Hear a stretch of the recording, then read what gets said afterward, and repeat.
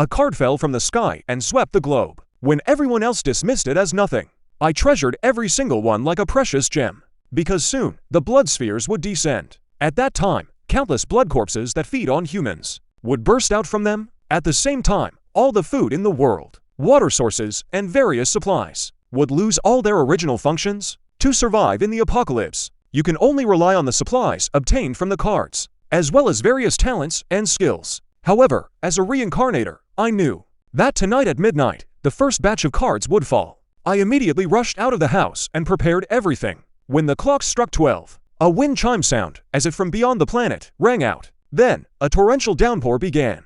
Unlike before, the rain used to be water, but now, the rain was a shower of playing card-sized cards. At that moment, residents near the pedestrian street came out of their homes, staring at the cards with puzzled looks. Meanwhile, I was frantically grabbing cards, without any picking or choosing. No matter what color the card was, I stuffed them all into my bag. These were all extremely important strategic resources that could maximize survival chances in the apocalypse. Just then, amidst the rain of falling cards, I saw one card shimmering with colorful light. Floating ahead was a legendary card. I swallowed hard and charged toward it. With a flying leap, I clutched the colorful card tightly in my hand. Right after that, the card rain lasted for an hour and finally stopped, and I had successfully filled 13 bags of cards. Looking at the bulging storage space in the van, the hiking bags were packed full. It would be a lie to say I wasn't excited. By now, more and more people were going out to pick up cards. To avoid drawing attention, I immediately drove away from the pedestrian street, heading to the hotel I had booked earlier.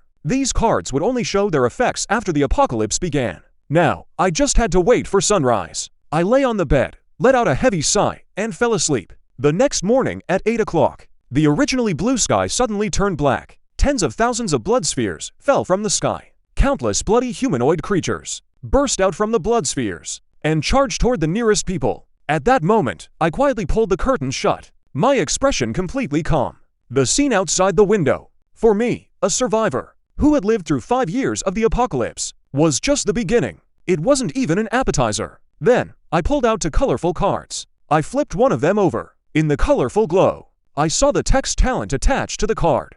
Super Recovery Body. Super Recovery Body. It turns the owner into a super recovery body. Wounds can heal in an extremely short time. I tore the colorful card with a snap. Instantly, a wave of heat spread through my entire body. Seeing this, I curled the corner of my mouth. Not bad. Next, I flipped over the second legendary card. Item: Safe House. The safe house covers 200 square meters, with its own yard and entrance. It has an absolute defense barrier that can withstand H-bomb attacks. Although the safe house has extremely strong defensive capabilities, it has one huge drawback. It cannot be moved. Right now, I had no plans to settle down in one place. I tucked the safe house card close to my body. Then, I took out 10 gold cards. Overall, this batch of gold cards was of high quality. Whether it was super strength or heavy fist fighter, they were all top-tier talents among gold cards. Just then, the room door suddenly burst open.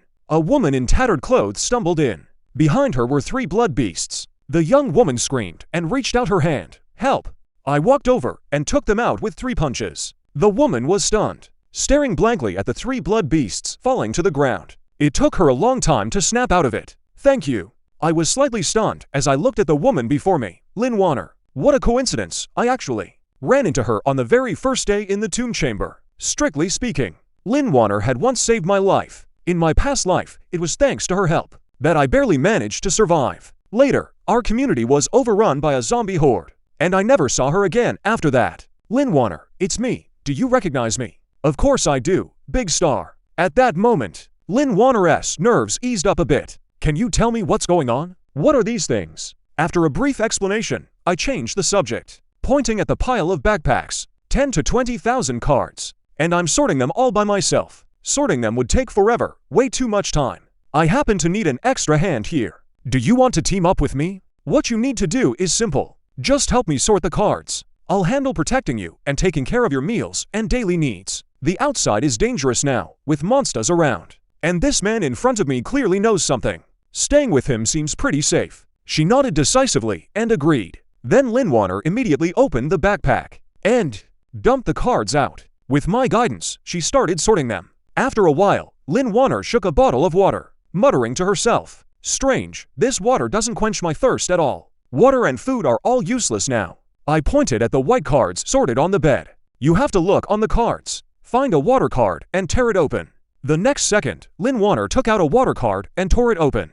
And sure enough, a small bottle of water appeared in her hand. Amazing, Lin Warner said, smacking her lips. Then she downed it in one go and wiped her mouth. She went back to sorting the cards. Around noon, the usually quiet street suddenly saw a team made up of humans appear. Behind them followed a dozen young men and women, each carrying weapons. The nearby blood corpses detected human activity and immediately roared as they charged forward. But this squad's combat strength was no joke. Dozens of blood corpses didn't even get close before they were chopped into pieces. As soon as the blood corpses fell, Lin Warner was watching from the window and couldn't help shouting, "So impressive! We're over here! Help!" I frowned. There was nothing I could do about it now, because the squad's eyes were already fixed on us. The squad entered the hotel lobby. Joe was acting pretty excited, introducing himself to Lin Warner. "I'm your fan. I didn't expect you to be on a business trip in Shinchi." Then Lin Warner politely asked, "So, where are you headed?" "To kill blood corpses, of course. Those blood corpses have cards in their bodies. If we get lucky and find a blue skill card, our chances of survival will be much higher." "Miss Lin, want to join us? We're strong." "No need, we can protect ourselves. Come on, let's go back," I called out, and turned to leave. Joan raised an eyebrow. "Hey, buddy, wait a minute. Did you manage to get any cards last night?" "I do have a few cards." I pulled out a dozen silver cards from my clothes, and everyone's eyes nearly popped out in shock. Didn't expect this guy to be a fat sheep. So many. Joan swallowed hard, then his expression changed. His eyes full of greed. "You don't need that many cards alone. Why not give them to us, and we'll keep them safe for you?" I nodded casually. "Do you want to guess why I'm carrying these silver cards on me, instead of using them myself?" "What do you mean?" Joan clenched his fists. "I mean, do you want to die?" "Haha, there are so many of us." Joan hadn't finished speaking when his vision went dark. Then he completely lost consciousness. He collapsed to the ground. Everyone was stunned. This young man in front of them, with just one punch, had shattered Joan's head. Joan had a silver talent. He didn't even have a chance to fight back. Then I pulled out a gold card and tore it open. A sinister black blade appeared in my hand. "Your turn now. Let's see if this blade is sharp enough." "Wait, we didn't provoke you. We don't want to fight you. We'll leave right now." I ignored them. I swung the black blade and charged into the crowd. Screams filled the air. From the moment I struck until the entire squad was dead, it took less than 2 minutes. Lin Warner stared at the scattered corpses. She couldn't hold it in anymore and fell to her knees, retching. Her father never imagined that this seemingly gentle, refined man could be so ruthless and merciless. "After you're done puking, don't forget to search the bodies. Bring me the cards." With that, I turned and went upstairs without looking back. About 10 minutes later, Lin Warner came back holding dozens of cards. She stood before me. She apologized with a tearful voice. "I'm sorry. I won't talk out of turn again." I smiled. I pointed at the various cards in the backpack. "Keep working. If I blamed you, I'd have cut you down too." After all, the apocalypse had just begun. Not many people could adapt that fast. Over the next few hours, we passed by several more human teams. Lin Warner, having learned from the previous incident, wisely kept her mouth shut. At dusk, distant roars of blood-soaked creatures echoed. "It's getting dark. Time to get moving," I muttered to myself. I tossed 5 silver cards to Lin Warner. Lin Warner was confused. "Before you come hunting with me, use these 5 cards first." Lin Warner flipped through the silver cards one by one. She found that all 5 cards, without exception, were support skills. Lin Warner, though stubborn, was smart. "So that's why you spent so long looking through silver cards. You were planning to turn me into a tool." I laughed. "You don't get it, do you? Being a tool is great. Not only can you give huge buffs to those around you, but you can also defend yourself. If another team captures you, they won't want to kill you either. If you really don't want to be a tool, I can find you a new set of combat talents. Then you can fight the blood zombies hand to hand." Lin Warner shook her head repeatedly. "Don't even mention hand-to-hand combat. Just the smell of rotting flesh on those blood zombies makes me physically sick." Lin Warner learned the skills. She looked at the neatly arranged cards on the bed and asked, "But if we go out, what do we do with these cards?" I shook a gold card in my hand. "We'll just transfer the cards into the car." With that, I moved the dozen backpacks to the hotel entrance. I tore open the RV gold card and tossed it forward. With a whoosh, a medium-sized RV appeared. The interior lights were bright as day. Lin Warner calmly and methodically continued sorting the cards. "Where are we going?"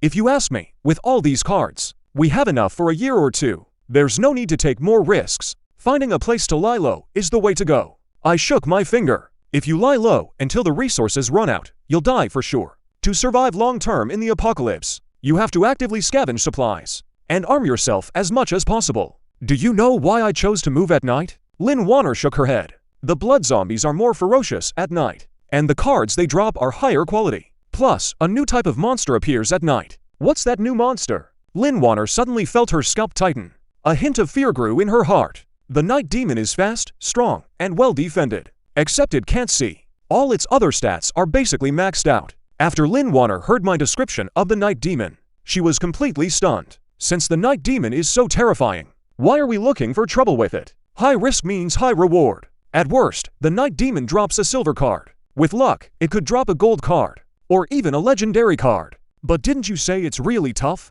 A fully armed squad of over a dozen people couldn't take it down? The night demon is indeed powerful. I'm no match either. We're almost there. Just stay in the car and keep the aura on.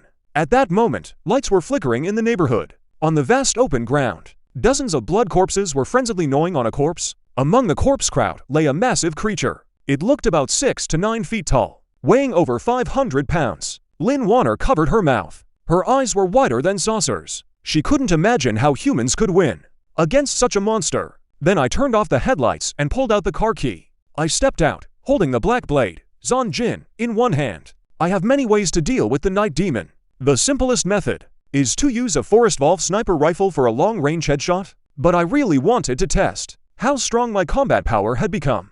Most importantly, close-range kills give much better rewards than long-range ones. That was a result from rigorous testing in my past life. Right after that, when we were still 60 feet apart, the blood corpses caught the scent of the uninvited guest. They abandoned their delicious meal and charged at us with roars. Calmly, I swung my blade horizontally. Another swing took out 5 more. Over 20 were cut down. The blood corpses never even touched my clothes. They were all slaughtered. The night demon hissed and slowly turned to face me. It had some intelligence compared to the blood corpses. Instinct told it that this human was strong. It needed to be careful. I flicked the blood off the black blade. I took the first step forward. The night demon moved too. It lunged at me from 20 feet away. Its 2-foot-long sharp claws swung wildly. I slid under the night demon.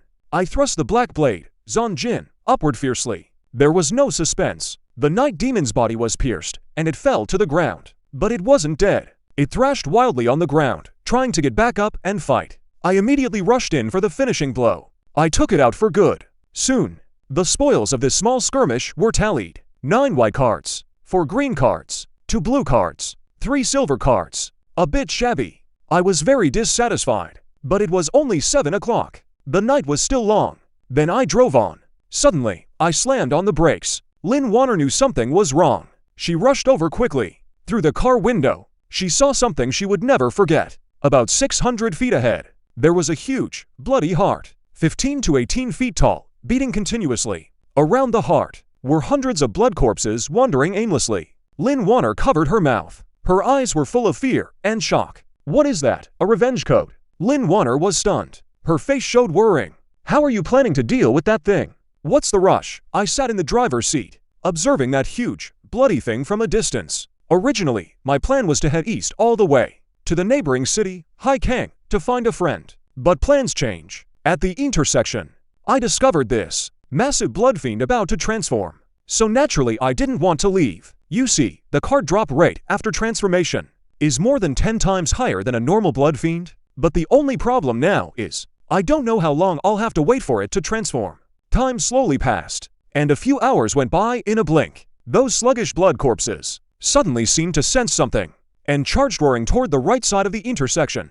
The next second, a series of rapid gunshots rang out. The corpse horde was torn apart like rags. I took out my military binoculars, and carefully examined the blind spot. A human team appeared. They were all wearing blue combat suits, and carrying guns. Lin Wanner whispered, "Is this ... Is someone going to steal the blood fiend?" I put down the binoculars and shook my head. It's not that easy. Given the current level of human enhancement, it's hard to even harm a high-tier blood fiend, especially one that's about to transform into a black-hearted one. Attacking recklessly will only get them killed horribly. The leader at the intersection was named Wang Feng. He had no idea his death was near. He swaggered up to the blood fiend with his rifle and said with a grin, "Wow, what a beast. This is the biggest blood fiend I've ever seen. Killing this thing will definitely give us a lot of good cards." Female team member Li Yan warned him, "Brother Wong, we don't have many ammo cards left. Are we really going to waste them on this blood fiend? We need to save the bullets. Let's use these instead." With that, Wang Feng took out more than a dozen green cards from his pocket. When everyone saw what the cards were, their eyes lit up. Just then, Linger blinked her big, beautiful eyes and asked, "Can they take down the blood fiend with Molotov cocktails?" Against normal blood fiends, a lot of Molotov cocktails can do the job. But against one about to transform, forget Molotovs. Even explosives and dynamite would have greatly reduced power. All these people are going to die here. At that moment, Wang Feng and his team had already placed the Molotov cocktails around the giant blood fiend. A full 100 bottles. Then they backed off a distance and shot one of the Molotovs, igniting it. With a loud bang, the Molotov exploded into a massive fireball, instantly engulfing the giant blood fiend. Just then, a team member pointed at the giant blood fiend and noticed something was wrong. "Old Wang, look, the Molotovs don't seem to be doing much to it. It only burned the outer layer." Wang Feng stared intently at the giant blood fiend in the flames. Indeed, only the outer layer had been charred black. Other than that, no major damage was done. This thing's hide is so thick. The next moment, team member Li Yan's face went pale. She looked at the circular device in her hand and screamed, "Oh no! So many blood corpses! We're surrounded!" As soon as she said that, the previously calm intersection was flooded with thousands of blood corpses. They stumbled and staggered, closing in on the 7 of them. These blood corpses, drawn by the blood fiend's scream, were like an army rushing to rescue their commander. They charged madly at the 7, who opened fire. Wang Feng and his team stood back to back and fired. Bullets rained down, mowing down rows of blood corpses. With a scream, a male team member, while reloading, was grabbed by a blood corpse and dragged into the horde. In an instant, he was torn to pieces. The remaining 6, faces pale, shouted, "Follow me to breakout." Wang Feng picked a direction and decisively tore open a silver card. Wielding the silver card and a samurai sword, he slashed fiercely into the corpse horde. Instantly, 7 or 8 blood corpses were cut to pieces. And so, the 6-person team, with Wang Feng as the core,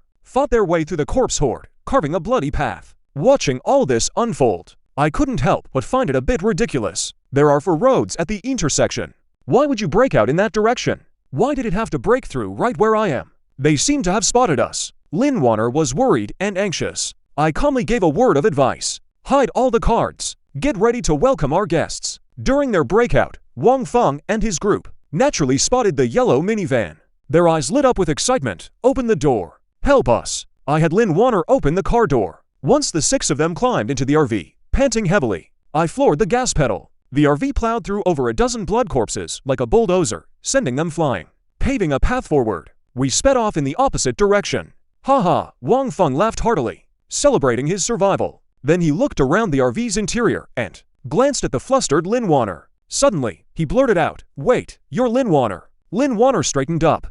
Yes. Can't believe I'm seeing a real celebrity." "Buddy, you're lucky to have scored an RV card. At least a gold card, right?" "Nice. Thanks for saving us. Since you're helping us out, why not just give us this RV too? It's wasted on you." Just then, Lin Wanner said angrily, "How can you repay kindness with evil?" Wang Feng sneered, "It's the end of the world. Who cares about kindness or grudges? Don't be so naive. Since you saved us, I won't kill you. Get out." I grinned. Everything was going according to plan. "The woman's not so bad, huh?" Wang Feng straightened up. "What did you say?" The moment the word "what" left his mouth, a military knife had already slit his throat. Wang Feng's eyes bulged wide. His body tumbled out uncontrollably. The next moment, I grabbed the pistol from Wang Feng's hand. With practiced ease, I released the safety and fired. In less than 10 seconds, the RV fell silent. Then I quickly drove the car back to its original spot. What came into view was a dense mass. Thousands of blood lions. I sighed. Looks like I'll have to bleed again. After all, with so many blood lions relying purely on force, without a team of dozens, there's no way to clear them out. First, I used a drone to pour gasoline over those blood lions. Then, I used the drone to airlift Molotov cocktails remotely into the lion pack. The moment the Molotovs exploded, the area below turned into a sea of fire. Thousands of blood lions were wiped out in one go. Then I dragged the bodies out of the RV and tossed them one by one next to the blood lotus. After waiting about 5 minutes, tentacles burst out of the ground one after another, piercing into the 6 bodies and 1 head.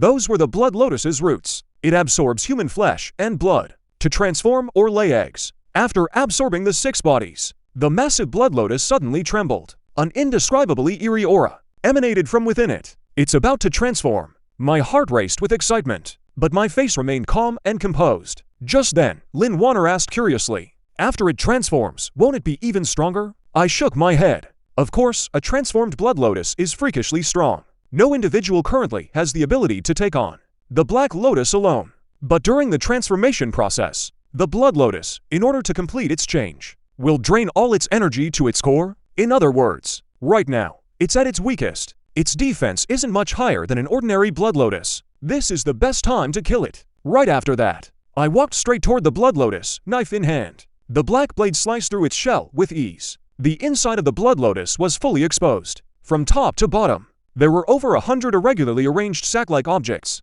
Then I stepped inside the blood lotus. Soon, deep within, I found that heart, suspended in midair, gradually changing color. The moment the heart turned completely black, I swung my blade and chopped the Black Star River down. Then I ran back to the RV without looking back. Inside the RV, Linger's face was full of curiosity. "So this is the Black Star River?" I nodded. I placed the Black Star River on the dining table and took a deep breath. This was the Black Star River, the most precious resource in the early apocalypse. As my blade struck down, the Black Star River instantly turned to ash and vanished. And in the spot where the Black Star River had been, a stack of cards appeared.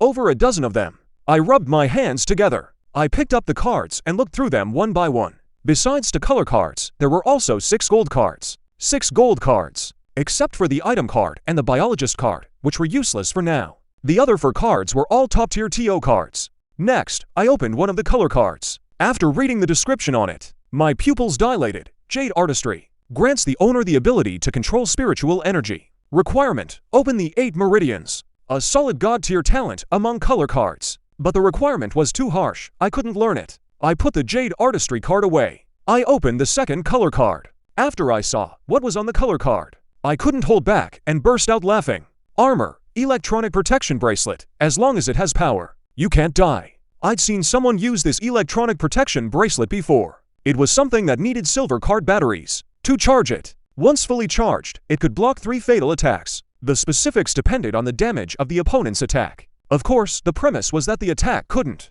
exceed the bracelet's protection limit. Otherwise, it would fail. It was basically a passively triggered super shield. I immediately took the bracelet out of the card. I put it on my wrist. Then I took 3 silver battery cards out of my tactical vest. As the 3 green energy bars on the bracelet filled up, I suddenly felt an overwhelming sense of safety. I thought for a moment and handed the pistol to Lin Wan. I pointed at my own forehead. "Shoot me." Lin Warner looked surprised. "Don't worry. I just want to test the protection ability. I'm not going to joke around with my life." "Fire." Lin Warner, seeing I insisted, could only grit her teeth and pull the trigger. Bang! The moment the bullet neared my forehead, it was swallowed by a protective film. It vanished without a trace. I looked at the energy bar on the bracelet. Sure enough, it had decreased by 1 bar. At that moment, I saw not only shock on Lin Warner's face, but even more pain. Right after that, when I learned the reason, I couldn't help but laugh. It turned out the pistol's recoil was too strong. It had sprained her wrist. She was really fragile. I then helped Lin Warner over to the table and sat her down. I helped her pop her wrist back into place. "Looks like this kind of gun isn't for you. Better use a crossbow." Lin Warner gently rubbed her wrist. "Crossbow. I practiced with one for a while when I was filming before." "Got any?" "Yeah, I definitely do. Quite a few, actually." I took out the silver cards. There were 6 silver crossbow cards in total. Their function and power were all exactly the same. The only difference was their color coding. No surprise at all. Lin Warner chose the pink-colored crossbow. Yeah, the pinker the color, the harder they hit. Makes sense. Next, I pointed at a telephone pole not far away. "Give it a try." "That telephone pole, let's see what you've got." Lin Warner stood up straight. With practice skill, she drew the bowstring. With a whoosh, the bolt turned into a streak of light and flew out. It landed with perfect precision on a trash can, about 3 meters away from the telephone pole. "Nice." I gave her a thumbs up. Lin Warner blushed bright red. "I haven't used one in too long. Let me try again." "Hold on. Use these cards first before you try." I handed Lin Warner the silver cards I'd sorted out earlier. They were Talent, Crossbow Mastery. Talent, Precision. Talent, Long-Range Shooting Skill, Sharpshooter. Lin Warner looked utterly incredulous. "All of this is for me, huh?" The monsters we'll face from now on will only get tougher. I need a partner. Lin Wanner's cheeks instantly flushed red. He's someone who knows his place. What exactly had she done these past 2 days? 3 things. Sort the cards. Sort the cards. Still sorting the cards. But thinking about fighting side by side from now on. Lin Wanner was overjoyed. Thank you for trusting me. Right after that, with the boost from a few silver card talents, Lin Wanner's accuracy and attack power increased several times over. Her hit rate on stationary targets reached 95%, and on moving targets, 77%. Too bad all the nearby blood zombies had been cleared out. Otherwise, I'd really love to see how it works in real combat. To celebrate today's huge haul, I tore open a silver card. Food, a full Sichuan hot pot set covering the whole table. Premium beef and lamb, plus all kinds of vegetables. Altogether, there were over 30 dishes. Wow, this is way too extravagant. Will I get fat from eating all this? I couldn't help shaking my head. Is that even a human thing to say? Other people are worried about going hungry. And you're worried about getting fat? Bang, bang, bang, just as the two were feasting. The RV door suddenly got pounded on. I checked the dashcam footage. I thought it was a blood zombie. But instead, a middle-aged couple stood at the door. The woman was holding a little boy about 3 or 4 years old. At that moment, the woman cried out, "Please, help us. We haven't had water in 2 days. Give us some water and food, please." I hesitated for a moment, then opened the door. "Wanner, bring over some water cards and food cards." Lin Wanner hurriedly took out water cards and food cards from the cabinet and handed them to the middle-aged couple. The couple knelt down to me in gratitude. "Thank you. Thank you." I nodded. "It's not safe at night. Go back." With that, I was about to close the door. Just then, the middle-aged man said, "Please wait a moment." I said firmly, "If you're thinking of getting in the car, let me make it clear, that's not happening." The middle-aged man choked up. "A bit embarrassed. We're already very grateful that you gave us water and food. We wouldn't dare think of that. My son is 3 years old. It's so dangerous out here now. Could you ... I cut him off. "Don't even think about it. Since I'm in a good mood right now, just go." With that, I shut the door without another word. Lin Wanner saw this but didn't say anything. She just kept staring at me. Curiously, she asked, "Do I have a flower on my face?" Lin Wanner shook her head. "No, I just didn't expect you to give them anything. I thought ... You thought I'd trick them into the car and kill them?" "I didn't say that. Don't put words in my mouth." Lin Wanner pouted. "Only those who dare to fight can survive in this apocalypse. That family of 3 probably won't make it to the second phase. So I never really saw them as people, just stray cats and dogs on the roadside. Since I happened to have some food on hand, sharing a little with them doesn't hurt." After eating and drinking our fill, I picked up the military binoculars and looked at the monsters in the sky. Soon, there should be a second card rain. I decided not to move tonight and to conserve my energy instead. At 7:30 the next morning, just as I had predicted, a card rain descended.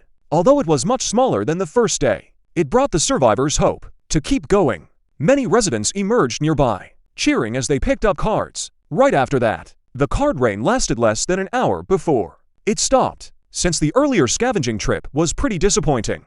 Aside from picking up a few resource gold cards, the rest were all blue and green cards. So I planned to try my luck in the neighborhood to see if I could trade for some higher quality cards. But for these residents, eating and drinking are the most important things. Next, I took a bag with food and water and put it on my back. "Stay in the car. Don't open the door for anyone, no matter who calls. I won't go far. Call me if anything comes up." Lin Wanner nodded firmly. "Be careful." I got out of the car and tore open a gold card. I tossed it straight ahead. A red Ghost Fire motorcycle instantly appeared on the empty ground. This is my only other gold card vehicle besides the RV. The description for this motorcycle is pretty funny. "Ghost Fire in trouble. Thumbs up from all sides." Everything was ready. I rode the Ghost Fire motorcycle and charged forward. Then, when I reached the community garden, the garden was empty, not even a ghost in sight. But I knew the residents were all hiding in their own homes. At that moment, dozens of eyes were watching me. "I mean you no harm. I'm just here to trade with you. I have a lot of food and water cards. I want to trade them for green cards that aren't food related, blue cards, or if you have silver or gold cards. I'm willing to offer a higher exchange rate." To show my sincerity, I proactively opened my backpack. I took out the white cards I had promised. Opportunity knocks but once. I'll only be here a short while, including the... Soon, someone cautiously came out of a stairwell. Quickly, I exchanged over 1,000 resource white cards for more than 300 blue and green cards of limited use. Seeing that the card exchange was almost done, I prepared to leave. Just then, a familiar voice came from behind me. Color card. How are you trading? The next moment, I was completely stunned. I turned around and saw it was the man who had begged me for food last night. Wang Gui. I steadied myself. I lowered my voice and said, "You have a color card. What kind of card is it?" Wang Gui said quietly, "Ring of space, 10 cubic meters." I gasped, "Ring of space? That's definitely a strategic piece of equipment. Want to talk in my car?" I thought Wang Gui would refuse, but the man just grunted in agreement and got on my Ghostfire motorcycle. The next moment, Wang Gui, like a ghost, spoke slowly. "I hid the card. Killing me won't do you any good." I was taken aback. I laughed it off. Inside the RV, I had Lin Wanner pour Wang Gui a cup of coffee. I also gave him a serving of curry beef rice. Wang Gui didn't refuse. He buried his head and wolfed it down.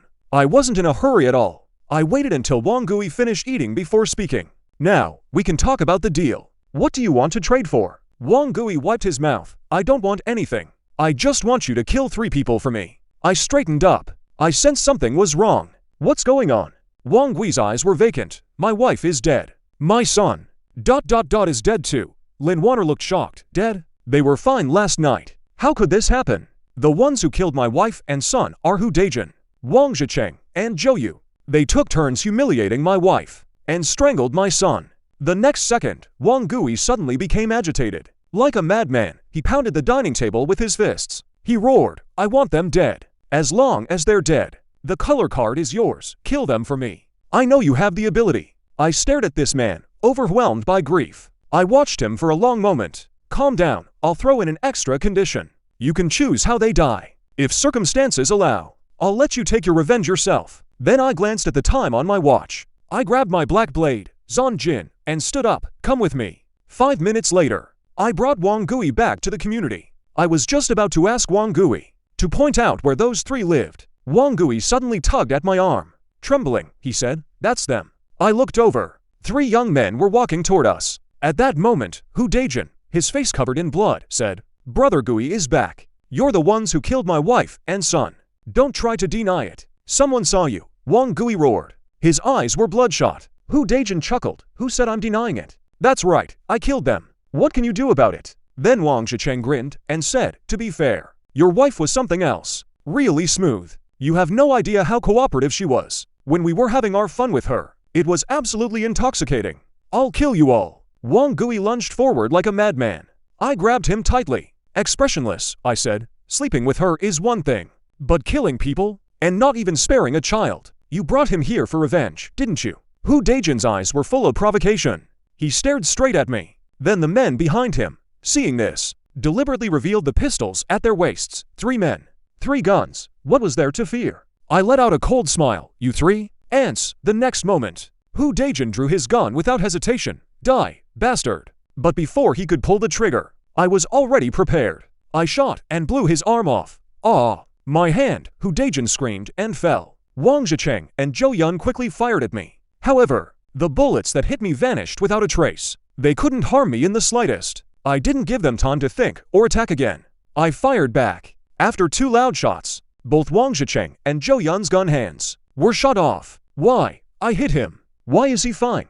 It hurts so much." Right after, I patted Wang Gui on the shoulder. I handed him a green blade card. "You can avenge your wife and son yourself now. I've fulfilled your request." "Where's my stuff?" "Behind the drain pipe on the 1st floor," he said. Wang Gui, holding a knife, walked step by step toward the 3 men crawling backward. Brother Gui, we were wrong. Please, spare us. We'll be your slaves, do anything for you. Whatever you want, we'll give it to you. We have lots of cards, we'll give them all to you. Don't kill us, please." I glanced at the scene and looked away. What needed to be done was done. The power of life and death was in Wang Gui's hands. Now I just wanted to get that space ring quickly. Sure enough, behind the drain pipe at the end of the 1st floor hallway, covered with dust and some industrial trash, I tore open the card. I slipped the ring onto my finger. Inside, there was indeed a square space, about 10 cubic feet, seemingly small, but it could actually hold a lot of things. The moment I learned of the space ring's existence, I already knew how to use it, to store bodies. Then I walked out of the building. I swept my gaze over the scene. At that moment, Wang Gui was covered in blood, kneeling in a pool of blood, crying and laughing. Any comfort at this point would seem hollow. I said nothing. I just brushed past him. A few hours later, it rained again. No, it was blood rain. Lin Wanner's startled cry woke me from my doze in the driver's seat. I looked outside through the car window. Countless blood drops of various sizes were falling. There were even more than in the first blood rain. Come on, let's test your swordsmanship. Then I pulled Lin Wanner up onto the car roof. Why are you so scared? Don't be afraid, don't be afraid. What do you know? Lin Wanner exclaimed. I'm so excited. Before, I could only watch you kill the blood corpses. Now I finally get to fight alongside you. Just watch my performance. As she spoke, Lin Wanner drew her bow and nocked an arrow. The arrow shot out with a whoosh. It struck a blood corpse right through the head, dead center. The whole motion was smooth and fluid. Not bad, keep it up. I gave a thumbs up and followed close behind. As evening fell, inside the RV at the intersection. Come down and rest for a bit. There shouldn't be any blood corpses nearby.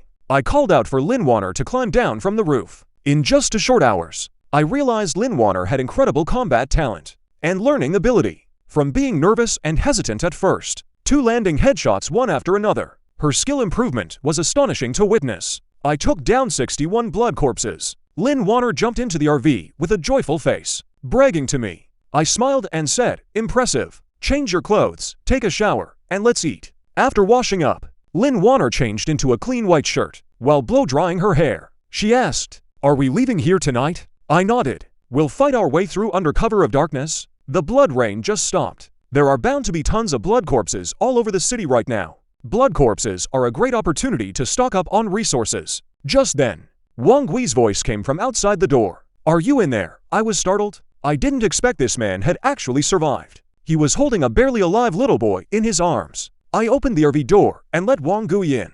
This boy, before the apocalypse. His mom was on a business trip out of town and couldn't reach his dad. Not long ago, she was bitten to death by a monster. Then, Wang Gui said with a pained expression, he was bitten by a blood corpse. Do you have a way to save him? I frowned slightly. At this moment, Wang Gui's spirit was much better than a few hours ago. Clearly, he had found a new emotional anchor in this little boy. But silver card serum is quite precious. I only had about a dozen myself. I have cards, I can trade with you. Wang Gui frantically pulled out a handful of blue and green cards from his pocket. If that's not enough, I'll get you more. Give me some time, let's save him first. After thinking it over, I took Wang Gui's cards. I pulled out a silver card serum from my stash. After injecting the serum into the little boy, I asked curiously, how did you guys hold off the blood corpses? How many people are left in the neighborhood? Wang Gui sighed. I suggested everyone defend together in the building.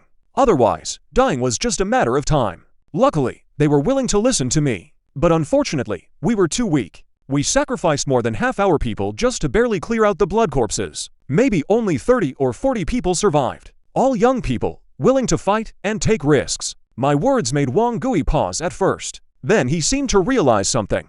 His expression became excited. Yes, the ones fighting alongside me are all young people. They're all very brave. A few have even enhanced their talents. Are you thinking? I chuckled. Don't get so excited just yet. I'm just asking casually. Wang Gui looked a bit disappointed. It's not safe at night. I'll take you back. Then I started the RV. I drove Wang Gui and the little boy back to the neighborhood. I'll go in with Brother Wang for a bit. You watch the place. I instructed Lin Wanner and followed Wang Gui out of the car and inside. The young people in the security booth, seeing Wang Gui bringing me back, all showed excitement. Big brother, are you here to help us? I recognized the young man who spoke. He was the one from the young couple who traded cards with me first this afternoon. His girlfriend was trembling beside him. Both of them were covered in dirt and blood. The smell was pretty bad. Not that I blamed them. With resource cards being so scarce, anyone with a water card would save it for drinking. Not many would be wasteful enough to use one for a shower. I came over to take a look. Then I swept my gaze around. I let out a sigh.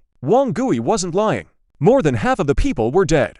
I asked casually, I'll be leaving soon. What are your plans from here? Wang Gui hurriedly said, Mr. Chin, where are you going?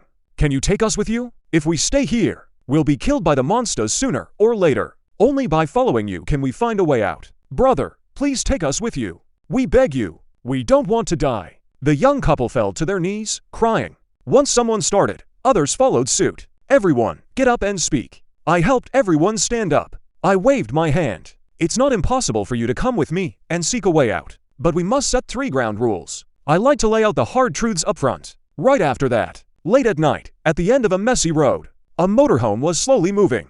Forward. Behind the motorhome followed a group. All told, there were over 30 people. They silently followed the motorhome in the darkness. Tonight, the convoy was both lucky and unlucky. The good part was, the largest group of blood corpses they encountered was only over 20. The bad part was, the largest group of blood corpses they encountered was only over 20. Eventually, the motorhome stopped at the entrance of a large shopping mall. Wang Gui, take a few people and check out the mall. If you run into danger, pull back. Wang Gui quickly called 5 young men. They cautiously walked into the mall. Ground rule number 1, unconditionally obey my orders. A few minutes later, Wang Gui jogged out. With a joyful look, he reported that the first floor of the mall was safe. It seemed someone had used it as a shelter before. We'll rest here today. Collect the cards. Ground rule number 2, all cards must be handed over. I'll distribute them in the end. Anyone caught hiding cards will be expelled from the group. Already collected. They're all here. Wang Gui handed me a large stack of cards. Though 99% were white and green cards, with very few blue cards, it still made my eyes light up. I hadn't expected such a rich haul from the battles along the way. Distribute these supplies to everyone, and let them draw lots for these clothes and weapons. Go take a shower and change clothes. I handed Wang Gui the cards I had prepared earlier. They were all supplies, food, drink, and daily necessities, everything you could need. I even thoughtfully included shower gel, shampoo, and so on. Wang Gui took those cards into the mall. After the others used them, everyone was moved to tears, especially the few women in the group. When they found sanitary pads and new clothes in the room, they nearly fell to their knees in excitement. Then, after they had dinner, taken a shower, and changed into new clothes, lying on the soft bedding, the exhaustion from a night of travel vanished in an instant. Everything was worth it. They no longer had to be scared at night. They were safe. At that moment, I lay on the bed with my eyes closed, resting. I had made it clear to them, under normal circumstances, I would protect their safety. But if we encountered a danger that even I couldn't withstand, I would abandon them without hesitation. If they couldn't accept that, I wouldn't take them along. The next morning at 10 o'clock, after 5 hours of rest, everyone, both physically and mentally, had recovered to the fullest extent. It was as if this group had been reborn overnight. Just then, Wang Gui jogged over and asked the boss, "We're ready. When do we set out?" Then I stepped down from the RV, stretched, and pulled out 7 silver mechanical work cards. I handed these 7 cards to the women in the group, telling them to train hard. Wang Gui took a deep breath, his eyes burning with excitement. So many silver cards. "Boss, you really went all out this time. No investment, no return." Then, I pulled out another stack of silver blue cards and handed them to Wang Gui. "These are riot shields and police-grade stun batons. Give them to the men in the group who are physically strong enough. Tell them if they want to survive, they have to fight hard. Anyone who takes my gear and just coasts along, don't blame me for being rough on them." Wang Gui nodded quickly. "Don't worry, boss. Anyone who slacks off, I'll be the first to deal with them." Right after finishing the briefing, my tone shifted. "How's Xiaobao doing?"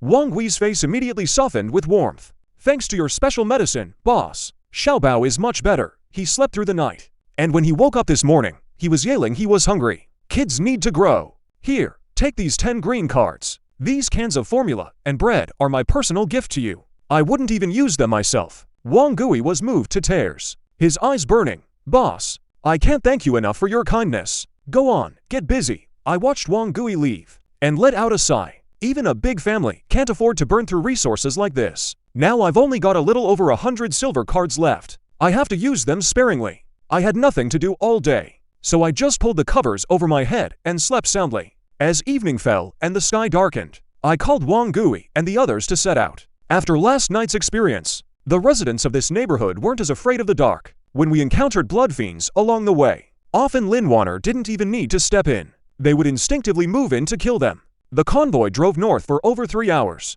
Just as we were about to enter the highway, Lin Wanner stared at a dark shadow flashing across the sky. She frowned. "Is that my imagination? I feel like something's flying up there." Lin Wanner rubbed her eyes, then pulled herself back into the car. She asked uncertainly, "Can blood fiends fly?" I slammed on the brakes, and Lin Wanner nearly lost her balance and fell. "What did you see?" "I'm not sure what it was, but if it were a bat, it wouldn't be that big." Lin Wanner described the creature she saw, and my scalp instantly went numb.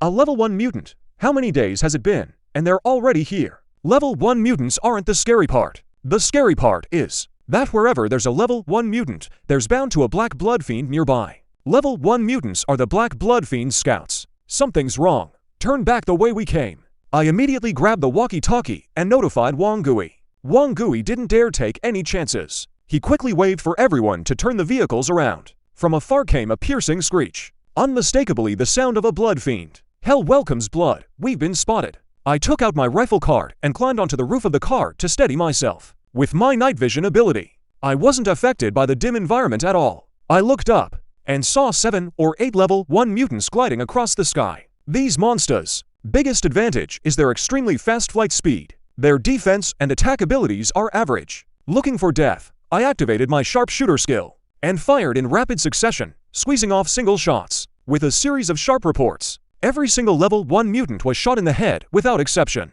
and they fell into the nearby wheat field. Boss, what's going on? Wang Gui's expression was tense. Everyone, get ready. We're going into battle. I handed the rifle and some ammunition, along with a Molotov cocktail card, to Wang Gui. Protect your people. Got it, boss. Wang Gui patted Xiaobao on the head. The little boy said fearfully, Uncle, I'm scared. Wang Gui said gently, don't be afraid. Uncle is here. Uncle will protect you. The season before the storm is a season of death. My pupils dilated. A huge group of blood corpses appeared at the end of the road. There were so many, you couldn't count them. They were making strange screeches, pressing forward wave after wave. Among the blood corpses were several nightmares. They seemed to be their leaders. The nightmares followed leisurely behind the blood corpse horde. How are we supposed to fight this? Wang Gui looked through the military binoculars and saw the scene ahead. He couldn't help but curse. But when he saw me on top of the car, showing no sign of fear, his spirits steadied. Wang Gui licked his lips hard. Come on, come on.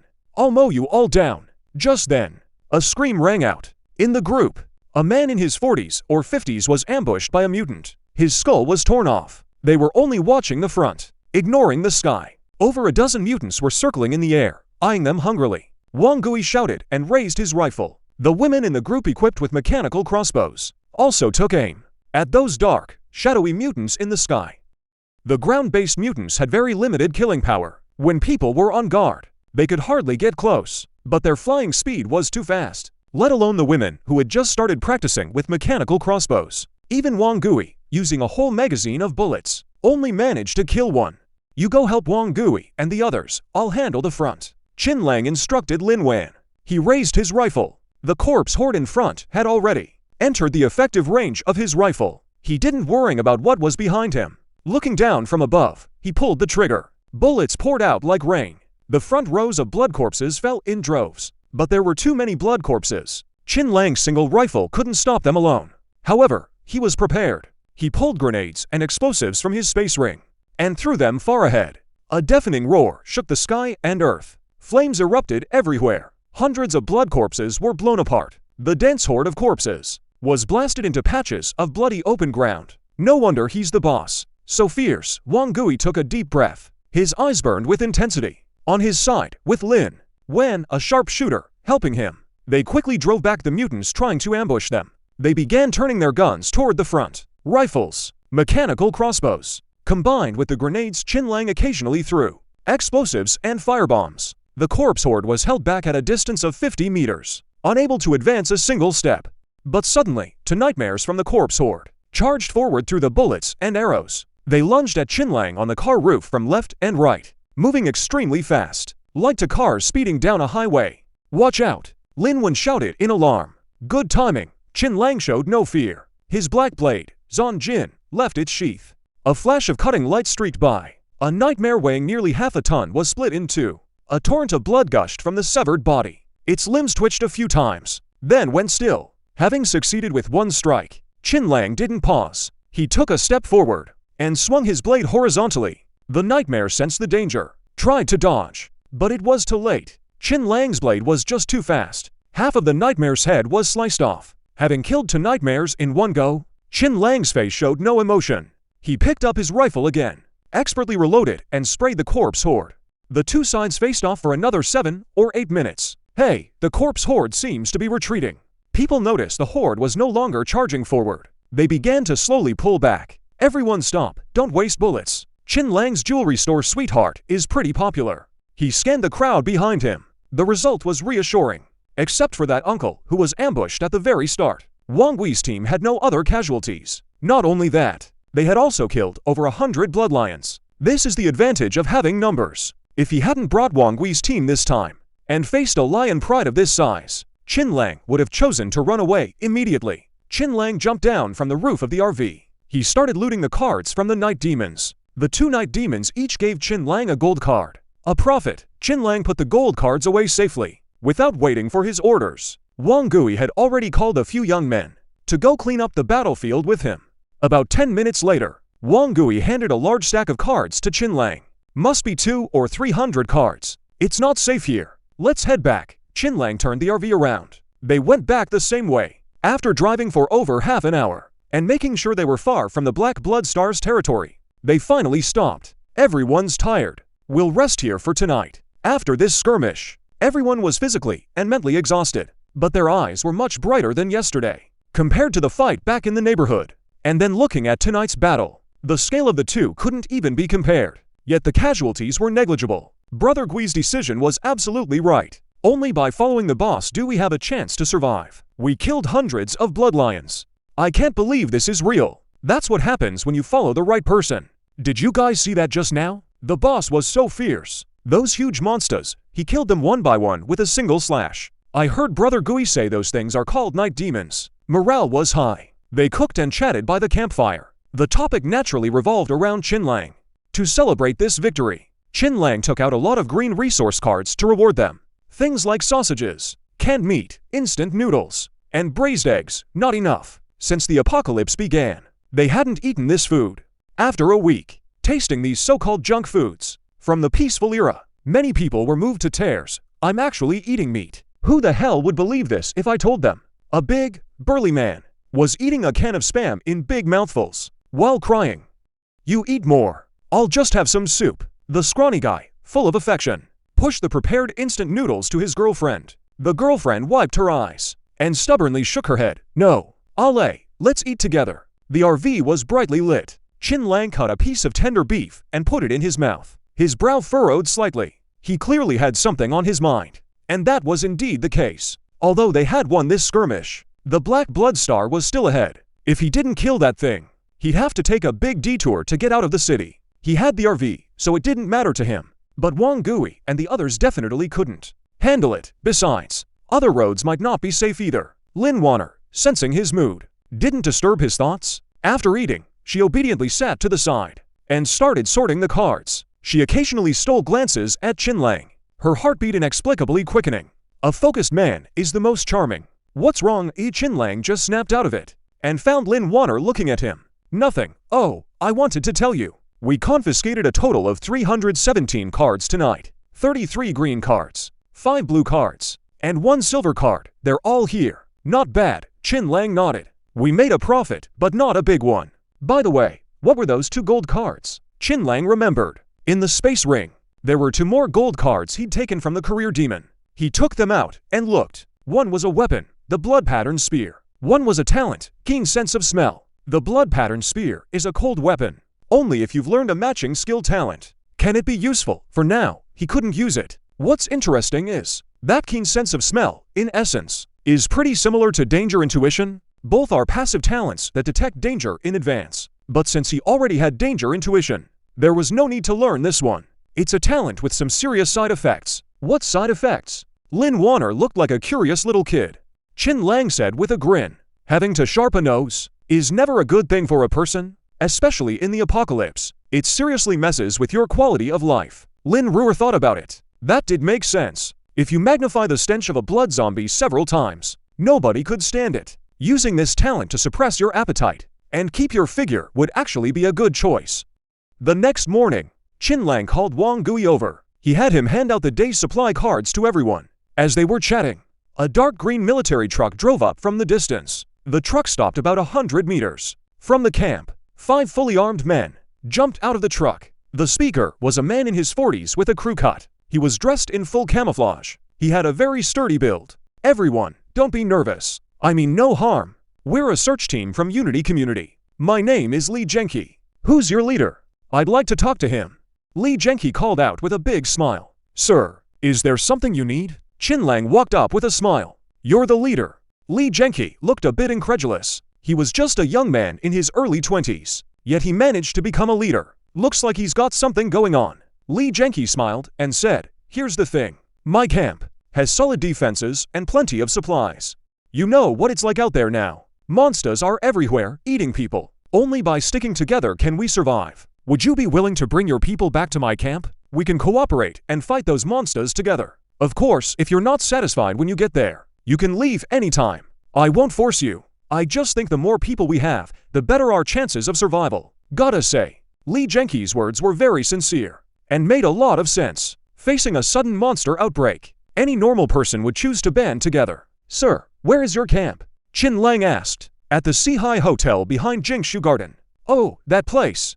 Qin Lang nodded. Just as I thought. The camp Li Genki mentioned wasn't far from the mall they'd stayed in before, only a 20-minute drive away. Sir, let me talk it over with my friends first. At this point, Qin Lang acted quite naive, as if he had no strong opinions. Li Genki naturally smiled and said it was fine, telling him to go ahead and discuss it. In his mind, Li Genki completely categorized Qin Lang as a lucky, cheerful, outgoing young guy. Boss, are you really planning to go back to their camp with them? Wang Gui came over to ask. Going to check it out won't cost us anything. Have everyone pack up? We'll leave in 10 minutes. Qin Lang had lived through the apocalypse for so many years and had seen all kinds of people. He could tell by gut instinct alone that Li Genki was clearly not a bad guy. That cheerful disposition and aura can't be faked. All right, Wang Gui had no objections. Unconditional obedience. Qin Lang immediately called everyone to pack their bags, ready to move out. Getting Qin Lang's affirmative answer, Li Genki looked very pleased. So, one military truck, one RV, followed by dozens of bicycles, slowly headed toward the city center. I just observed. This group's gear is pretty impressive. The worst of them have bronze tier weapons. The women are all equipped with silver tier. The mechanic's combat power shouldn't be underestimated. The man in glasses in the passenger seat suddenly spoke. His name is Chen Che. He's Li Genki's second in command. Li Genki laughed. What's so strange about that? This is the apocalypse. Monsters are everywhere. Survival of the fittest. Only the strong can survive. The weak were eliminated long ago. I'm a bit worried. Will they covet our camp's resources? Li Genki chuckled. You're good at everything. Just too cautious. And you like to overthink things for no reason. Is this thing just for show? Li Genki patted the rifle hanging on his chest. Besides, their living standard isn't low. Did you notice? Their clothes are all new. And everyone is very clean. That alone is better than our camp. Reminded by Li Genki. Chen nodded. That's true. This team of over 30 people was far cleaner than any survivors they'd found before. And their spirits were high. They all looked full of energy. Around noon, the convoy returned to the entrance of the Seahai restaurant. The restaurant was surrounded by electric fences, wooden stakes, and some walls to block the blood corpse's path. How much defense can this stuff really provide? Qin Lang didn't comment. Anyway, having something is better than nothing. At least, it gives a bit of psychological security. Inside these walls were some tents. They housed many disheveled, refugee-like survivors. Compared to them, the people Qin Lang brought were definitely the regular army. The appearance of Qin Lang's group, inevitably, attracted envious looks from the survivors. Boss, you're finally back. Seeing Li Genki return with people, a young man with a gun looked anxious. He ran over to greet them. What happened? Frowning at his panic, Li Genki asked. Brother Sean got hurt. He was bitten badly. He came back alone. What? Where is he? In the medical unit. Take me to see him. Li Genki exclaimed. He hurriedly followed the young man into the hotel, leaving Qin Lang and his group standing in the restaurant. Qin Lang felt a bit helpless. Sorry, everyone. Something's come up at home. Please rest here for a while. Let me know if you need anything. It's fine. Go ahead and handle your business. Qin Lang waved his hand, signaling Chen Che to go ahead. After Chen Che left, Qin Lang began to carefully examine this 9-story building. In the early days of the apocalypse, occupying such a tall building could indeed effectively defend against blood corpse attacks. But if the attackers were human, that would be trouble. Just toss a dozen bundles of dynamite at the load-bearing walls, and it would be a total wipeout. Of course, in the early apocalypse with a tag card so scarce, unless it was a deep-seated grudge, no human group would do something that hurts the enemy 1,000 and loses themselves 800. A few minutes after seeing Li Genki, he returned with a grim face to apologize to Qin Lang. Sorry for neglecting you all. Another search team from our community ... We were attacked by a swarm. The captain is injured. I just went to deal with his situation. He's seriously hurt. Qin Lang followed Li Genki inside. Li Genki let out a sigh. Frowning, he said. Yeah? It's bad. 8 people went out. Only old Huang came back. The worst part is, we're out of serum. If we leave him untreated ... double quotes he paused. Li Genki probed, brother, you wouldn't happen to have some serum on you, would you? Qinlang met Li Genki's hopeful gaze directly. He smiled and said, I do have a silver card serum on me, but I need to keep it for emergencies. You've seen it yourself. My team has over 30 people too. What if someone gets bitten? What would we do if we had no serum then? Li Genki nodded. You're right. That makes sense. But right now, saving a life comes first. To be honest with you, Huang Shan is our camp's second best fighter. If something really happens to him, it would be a loss our camp can't afford. How about this? What conditions would you accept to give me the serum? Qinlang spread his hands. Since you like being direct, sir, then I'll be direct too. Let's trade cards. Do you happen to have a talent-type gold card, sir? A talent gold card. Li Genki was taken aback. Trade a silver card for a gold card, and a talent one at that. Are you seriously price gouging me? Qinlang said seriously. The silver card serum is a special item. Its value is about the same as a gold card. Li Genki hesitated. Boss, bad news. Brother Sean is about to give out. The young man on the stairs shouted in alarm. Fine, deal. I do have a talent gold card. Li Genki gritted his teeth. He pulled a gold card from his pocket. Talent, unblock the Yang Qiao and Yin Qiao meridians. Whoa, Qinlang's pupils contracted. This is a key card for opening the 8 meridians. That means, as long as I find the Yang Wei and unblock these 2 meridians, he can learn the Jade Art. Opening the 8 meridians and learning the Jade Art this early in the apocalypse. How strong would he be? I can't even imagine it. This talent is pretty useless, though. But Qinlang still put on a troubled expression. Still, saving a life comes first. Sir, wait a moment. I'll go get the card. Qinlang went back to the car. He pretended to fiddle around for a few minutes. Then he handed the silver card serum to Li Genki. Lin Wanner found it quite amusing. Li Genki took the card and rushed upstairs to inject Huang Shan. After a while, when Li Genki came out, his mood was clearly more relaxed. Thank goodness, old Huang's life is saved. Thanks, brother. No need to thank me, sir. We made an equal trade. If you have any other cards you don't need right now, I can trade you other cards for them. Thanks a lot. No, that won't be necessary. Li Genki's mouth twitched. From the start of the apocalypse until now, his team had only managed to get 5 gold cards total. 2 of them. One was a vehicle, a military truck. The other was food. In other words, only 3 were actually usable. And now Qinlang had taken one of those. It was hard not to feel the sting. But thinking about how it saved Huang Shan, it was all worth it. Over the next while, Qinlang followed Li Genki and toured the entire camp, inside and out. Even important places like the command center. Li Genki didn't hide anything. Clearly, he didn't see Qinlang as a threat. After touring the whole camp, Li Genki called out, Brother, what do you think of my camp? Not great. That's what he thought. But of course, he couldn't say that out loud. Qinlang wasn't socially clueless. He gave a slight smile. It's okay. Right, Li Genki said, beaming. I chose to set up the camp here, after careful consideration. The view here is wide open, and it's well connected in all directions. One stronghold, as long as you're willing to join the camp. Together we can definitely take down those monsters, and hold out until the rescue team arrives. Sir, do you really think there'll be a rescue team? Qinlang's expression turned odd. That can't be right. A man in his 40s, still so naive. Li Genki's face changed. He muttered, honestly, I know deep down that a rescue team is unlikely. But people, they need something to hope for, don't they? Qinlang gave a faint smile. Sorry, I'm heading to Haikeng to find someone, so I won't be staying here long. There's something I'm not sure I should say. Just say it, buddy. When Li Genki heard Qinlang was leaving, his expression showed some disappointment. But they'd agreed before coming that if it didn't feel right, he could leave any time. So he quickly pulled himself together. Your camp has fewer than 30 armed personnel. The remaining 100+ people have no combat capability. At least, from what I can see, they don't look like they know how to fight. True, most of them are the elderly, women, and children that the search teams brought back while scavenging supplies. Li Genki nodded. All those 100+ mouths to feed. How many resources do they burn through in a day?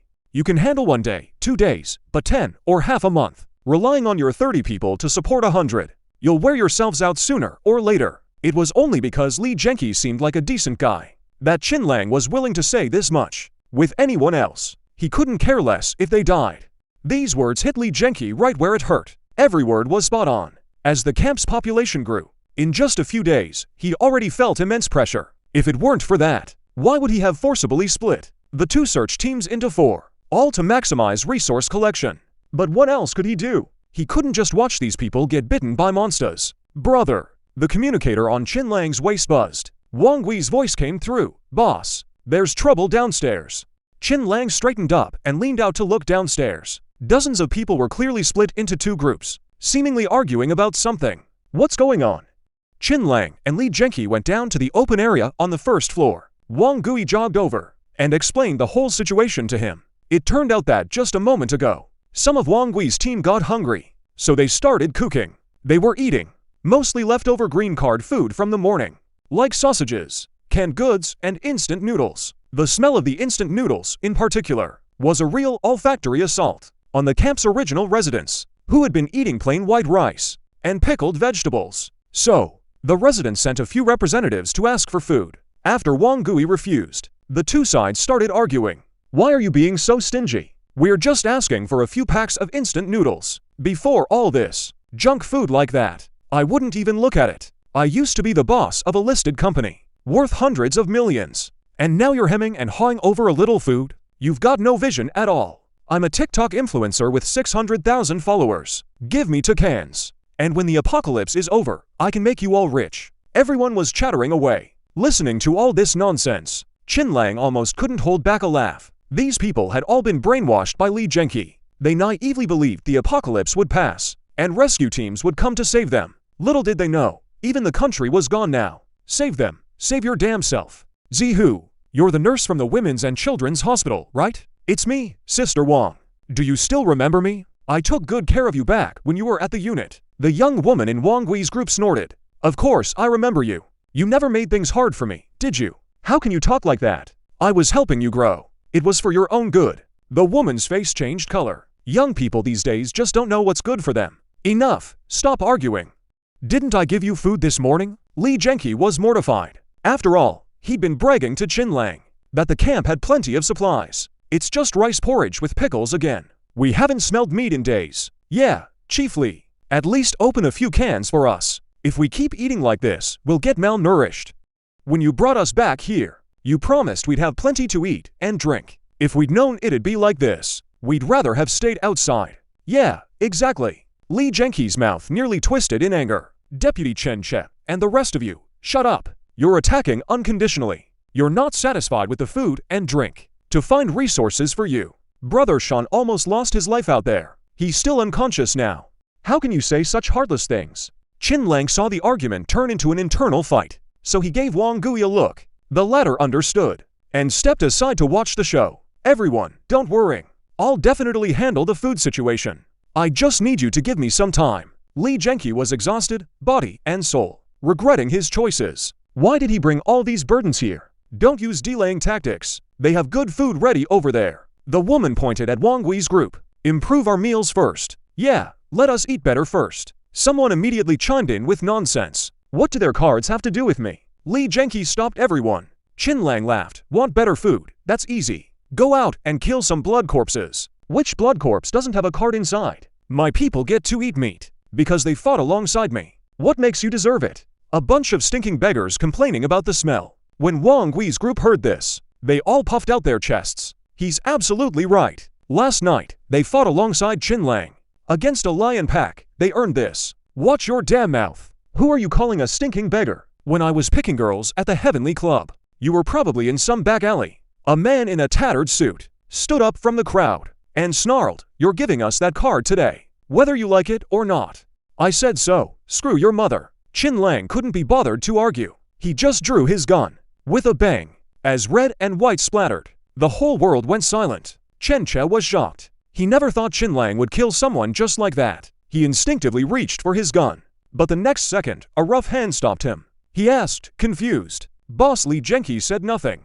Just shook his head slightly. Looking back at the survivors facing Qin Lang, they all backed away like frightened quails. Fear filled their eyes. None of them expected that this sunny, cheerful young man could be so decisive in killing without even blinking. Only Wang Gui and his people know. Qin Lang just seems easygoing, but he's actually quite intense. Anyone else who wants to run their mouth, step forward and let me see you. Qin Lang waved his pistol sword. No one made a sound. Only then did he sneer coldly. I'll say it again. If you want good food, go kill monsters. If you want to take food from my people, no problem either. Let's see if it's your lives, or my bullets that are harder. Wang Gui quickly came over. Boss, keep an eye on your people. Keep an eye on your own food. Anyone who dares to steal, kill them on the spot. I've got your back. What are you looking at? Get the hell back. Wang Gui shouted loudly. He raised his rifle and aimed at the survivors. The survivors saw this and quietly retreated back. Sorry about that, uncle. I got a little carried away. Qin Lang put away his gun. Grinning, he waved at Li Genki. Li Genki's mouth twitched. What a load of crap about a sunny, cheerful boy. He's clearly a murderer. This is all my fault for not managing things well. Sorry you had to see that. Li Genki sighed. The facts prove our two teams just can't blend together. I'm going to rest a bit more and then leave. Understood. Li Genki nodded. Boss. Boss. Just then, a man walked out from inside the door. His skin was dark. His body was sturdy and strong, wrapped in bandages soaked through with blood. Old Huang, you're awake. Why aren't you resting properly? What are you doing out of bed? Li Genki quickly went over to support him. This man was the camp's second combatant, Huang Shan.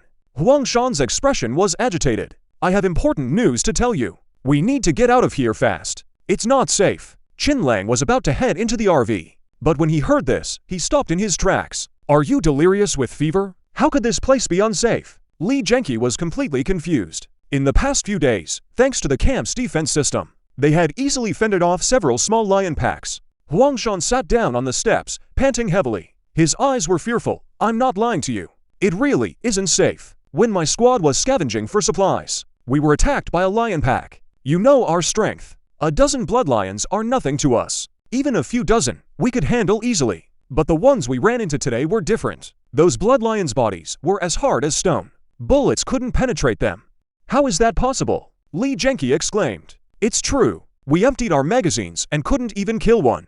By the time I realized something was wrong and told the brothers to run, it was too late. Huang Shan was crying as he spoke. If I hadn't learned the athlete talent, I would have gone with my brothers. Boss, I'm not afraid of dying.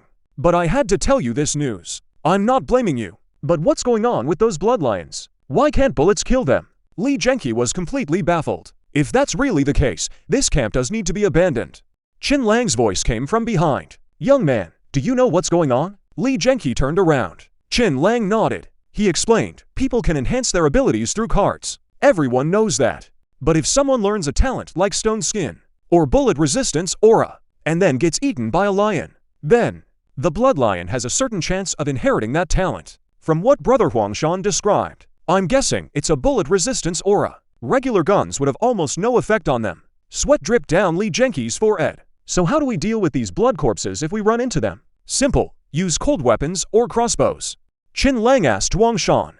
Where did you run into that group of blood corpses? About 6 miles to the west. Huang Shan was badly injured. He was out of breath after just a few words. Che forced him back inside to rest. Uncle, I need to talk to you about something.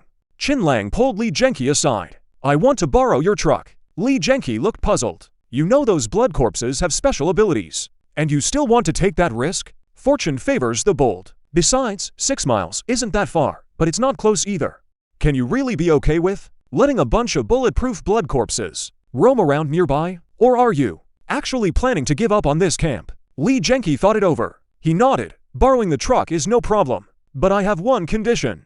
Name it. I'll drive. I'll bring Chen and come with you. Qin Lang looked surprised. He thought Li Genki would ask for collateral. He was ready to offer the ghost fire card, but he never expected him to want to join the hunt for the blood corpses. Li Genki sighed helplessly. There's not much supplies left at the camp. Don't worry, I'll only take my fair share. Qin Lang grinned. Then it's settled. No time to waste. Let's take care of those blood corpses before dark. Let's go. A few minutes later, Qin Lang's small RV led the way, followed by a military truck carrying 30 people. Zibao, along with 2 other children who couldn't fight, were left at the camp. Wang Gui and their parents didn't object. If we had this military truck, Brother Wang and the others wouldn't have to follow us on bicycles. Lin Warner had been following Qin Lang's orders, staying in the car without leaving. She glanced back now and said, you mean ...